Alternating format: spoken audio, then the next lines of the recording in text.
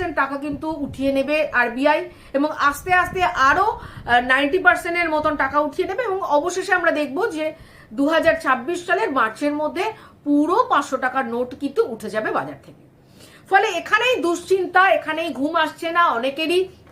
আমরা একটা জিনিস লক্ষ্য করেছি যে এই 500 টাকার নোট কিন্তু জমিয়ে রাখতে, গদির তলায় রাখতে বা খাটের মধ্যে ঢুকিয়ে রাখতে খুব সুবিধা হয়, জায়গা কম লাগে। এখানে যখন 100 টাকা 200 টাকার নোট রাখতে হবে তখন অনেকটা বেশি জায়গা লাগবে। ফলে ছোট জায়গায় এত বড় বড় নোট কিন্তু এতদিন খুব সুন্দরভাবে সাজানো ছিল, এবার কিন্তু আর হচ্ছে না। এবার কিন্তু যেটা হবে সেটা তাদের সেই টাকাগুলোকে বের করে এবার জমা করতে হবে। আরবিআই একটি চাঞ্চল্যকর রিপোর্ট দিয়েছে, সেটাতে দেখা যাচ্ছে যে 500 টাকার নোট তারা যেটা বাজারে ছেড়েছিল সেই 500 টাকার নোট 35% বেশি হয়ে গেছে। অর্থাৎ এই যে 35% বেশি হচ্ছে এটা কিন্তু পুরোটাই নকল নোট, এবং আরবিআই